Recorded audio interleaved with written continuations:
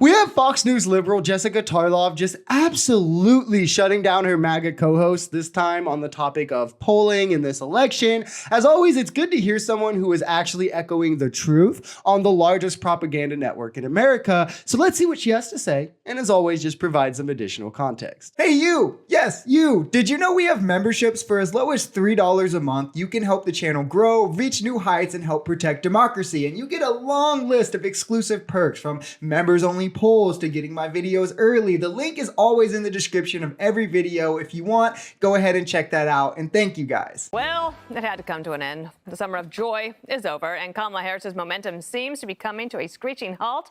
Donald Trump is now beating Vice President Harris by 1 point in a New York Times head-to-head matchup. Okay, I know it's not Jessica in this clip here. Try not to throw up in your mouth too much about, actually having to hear someone from Fox News talk. But I did have to start with this clip because I think it perfectly shows the hypocrisy of MAGA, because when Kamala is up in polls, when polls come out that have Kamala surging and way ahead of Trump, they just ignore them. They say they're fake, that polls don't matter, the polls just underestimate Trump, whatever the talking point is in that date and time, right? But they get one single poll where Trump is up, well within the margin of error, by the way, which is, you can see it on the screen, is 2.8, and he's only up 1 point in this poll. And all of a sudden, this is the end of Kamala. We have to take this poll gravely serious and show it to everyone because the poll says that her momentum is over, even though Kamala is still up in the average of all polls.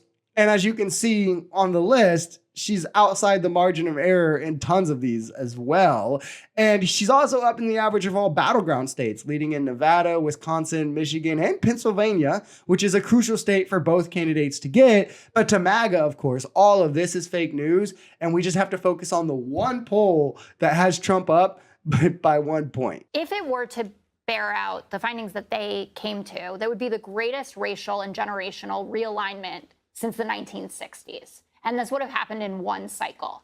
So if we're to believe that Kamala's only up 3 points with 18 to 29-year-olds, when all of the evidence of how young people vote flies in the face of that, or that she's only up 55 points with black voters. Now, do I think Donald Trump will get more black voters than maybe he did even in 2020? Sure. But I don't think that she's going to be that short on it. And also her advantage with women who have been turning out in droves to vote since the overturning of Roe v. Wade, she's only up 10 with them in this poll. So if the New York Times Siena poll said to me, Donald Trump is going to take every white working class voter in this country, I would have an easier time believing that than she's only going to win by 3 points with 18 to 29-year-olds. And I think what she's saying here is important. And it's why you have to do a lot of looking into polls before you take them as scripture. And even then, it's not like any poll is ever going to be 100% predictive, which is why I rarely talk about polling. And when I do, I think taking the average of all polls is much more beneficial for painting a picture than looking at like single polls that just reaffirm what you want to be true,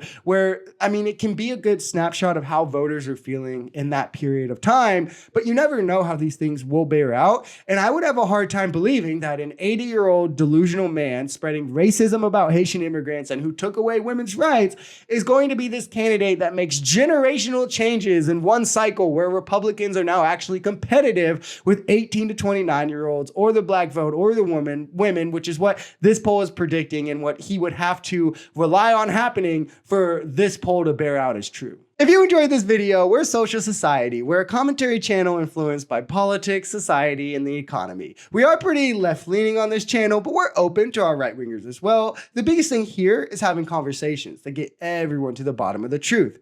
If that sounds like something that could interest you, consider smashing that subscribe button. I mean, why haven't you already? Leave us a like or even comment on this video. We even have memberships available as low as $3 if you'd like to support, because the only way we become a society is together. Peace.